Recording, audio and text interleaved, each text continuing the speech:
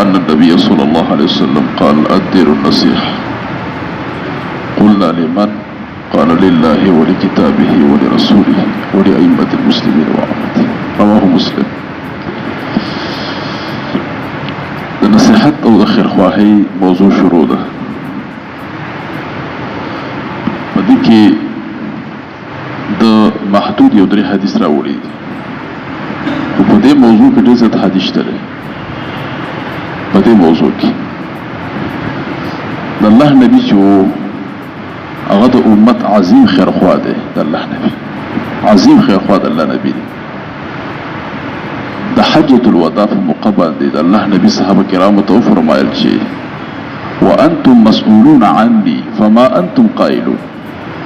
تاسو نه بزما بارکی تفوس کی تاسو مسوي وي ګور النبي ستوم رغم دی ښا و تاسو نه بزما بارکی تفوس کی رب دنا تفوس کی تاسو بزما بارکی سوي وي. الصحابه کرام ټول عرض کو چې نشهد انك قد بلغت واديت ونصحت يا رسول الله من گواهی کو د دې خبرې چې تا د رسالت او د نبوت حق ادا کړی وبلغت تا ټول ارسه موږ ته رسولي واديت تا پورا حق ادا کړی دی ونصحت تا د ټول امت خیر خوای کړی یعنی ته ټول عمر خیر خوای موږ رب ته دا وایو چې ای رب ستا چې کوم پیغامات ته ورکول موږ ته پورا را رسولي او دا مو ته وایو چې ای زموږ ربه د نبی زموږ پورا خیر خوای کړی پورا خیر خوای د الله نبی چې پورا خیر خوا او دې باره کې ډېر ګڼ مثالونه شته احادیثو کې دا خبره هم به انشاءالله مخې ته راشي چې یو کس بل باندې یو ځمکه خرڅه کړې وه دا چا باندې چې ځمکه خرڅه کړې وه هغه مشتري هغه ځمکه سره کنستله خزانه پکې راووتله ناغا مش بائع پس ورغی خرڅون کې پسې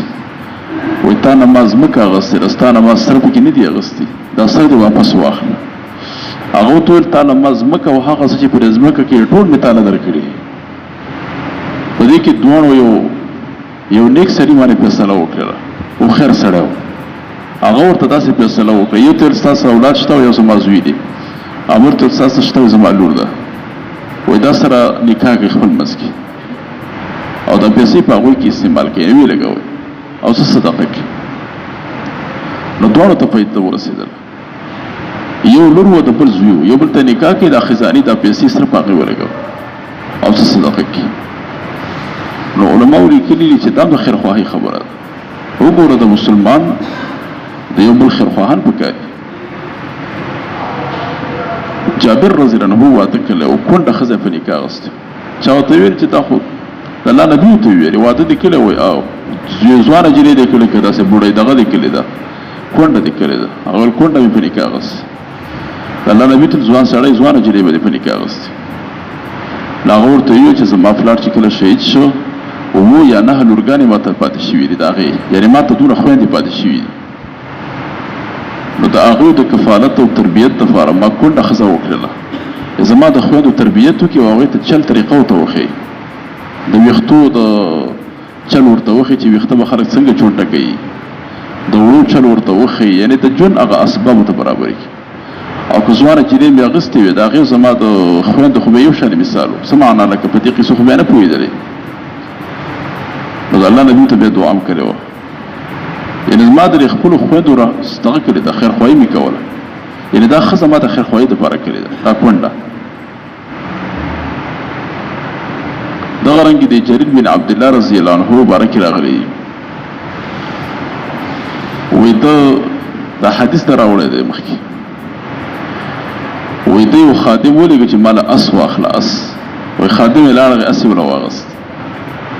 هغه د اس خرڅوونکي ته یې وویل چې ما سره لاړ شه هلته به زما مالک تا ته روپۍ درکړي او مالک یې ځان سره راوست چې اس دی او مالک هم دی ورسره رال نو د خپل آقاو هغه ته یې ویل مالک ته یې ویل جریر ته چې تا د اس مې واغسته په 300 روپۍ باندې خوښ دی نو هغه د اس نه رسې وګرځېد ویل چې دا خو 400 روپو لایق دی یعنې خاص دی د بیا هغه ته 300 روپۍ ورکوي وایي دا تا له ما په دغه 300 درکړی چې نه 300 روپۍ مستحق بیا ته رسې تاو شو بیا وکتې دا خو 500 روپۍ مستحق دی حاصل دا چې 800 روپۍ ته خبره ورسېدله بیا ورته چا ویل چې دې خو تا له 300 روپۍ مالې درکاوه ته 800 روپۍ ته خبره ورسول نو دوی ته چې ما د الله د نبي سره بیعت کړی دی په دې خبره باندې بیعت مې په دې خبره کړې ده چې ونصح لكل مسلم زه به د هر مسلمان دپاره خیرخواهي لټوم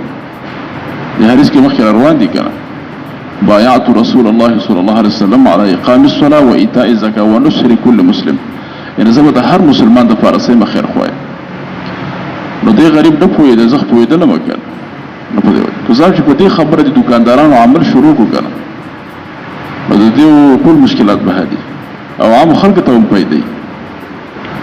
اوس ساده خلک ورشي د چین شی پر جاپان په نوم خرڅوي ګاډي کې دونه کارونه یې دنده انجن مکمل ختم وي او دوی له ظاهري رنګ روغنې ونه برابر کړی او خلکو ته وایي دا داسې دی او دا داسې دا صفتو ته شروع کړي عیب ورته نه بیانوي یعنې نه سبا موږ تاسو کې خیرخواهي نشته نو دې اولنی حدیث دا راوړی دی د 3 حدیث راوړي ابو رقیه تمیم بن اوس الداري رضی الله عنه ده فرمایلی دي الله نه فرمایلی الدین النصیحه دین سراسر خیرخواهی ده دین ټول خیرخواهی ده چاته چې دین بیانې ده خیرخواهی اوس چې چاته دین بیانې نو تاته به خلک ناست دي په دې کې به یو سړی هغه به شرابي نو که د شرابو بدیل بیان کړي هغه به دښمني شروع کړي بل به مجلس کې هغه به زناکاري هغه زناکاري قصه ده هغه به دښمن شي بل به مجلس کې هغه به سودي د سود مذمت بیان کړي هغه به دښمن شي راځي چې دا دین به پریدو نه بیانو بس تاسو وایي بغض کوي تا ته بیا بس نفرت بستانه کوي الان کې دین بیانول د خیرخواهي ده دین بیانوه نو بس مجلس کې ته هر چا طبیعت جدا جدا وي څوک د یو شي عادت څوک د بل شي عادت بته د حق دین بیانوه او تاسو به خامخا دښمني کوي خلک د الله نبی چې هو اوله کې چې د حق دین نه بیانولو چا سره څه نه ویلي چې کله قرآن په نازل شو حق خبرې خلکو ته شروع کړي نبی سره اول خپلوانو دښمني شروع کړي بیا د الله نبی د مکې نه ایستلی مدینې ته هجرت کړی ډېر ټوله زندګي په مهاجرت کې تېره کړې ده هغه ټول پر مهاجر نو دا خبره ده نو الدین النصیحه دین سراسر خیرخواهي ده ټوله خیرخواهي ده چې دین د چاته بیانو ته دغه خیرخواهي قلنا صحابه موږ ته ویل من د چا دپاره خیرخواهي ده قال لله د الله دپاره علما ولیکلي د الله دپاره څنګه خیرخواهي ده خیرخواهي دا ده چې د الله تعالی الوهیت به منې د زړه نه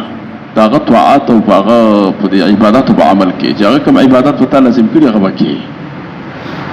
او ورسره به شریک نه جوړوي ولې کتابه د الله د کتاب دپاره خیرخواهي دا معنا چې د الله د کتاب به منې د زړه نه د هغه تلاوت به کوي او په هغه به عمل کوي او د هغه کې به تحریف او تغییر دا شیونه پکې نه کوي ولرسوله د رسول دپاره څه د رسول صحیح نه پرباندهداري به کوي د رسول خبره به مني او د هغه سره به دښمني نه کوي د هغه سره به مینه کوي ولأئمة المسلمين د مسلمانانو د حکمرانانو د پاره مثلا بس چې کله ظاهري اسلامي خلاف کار ته ونه دي د اسلام خلاف بطاعت او پر مداغم خبره به مني او ګورسه معمولی غوډه غلطی ته بولی درنه بغاوت به نه کوي خروج باندې کوي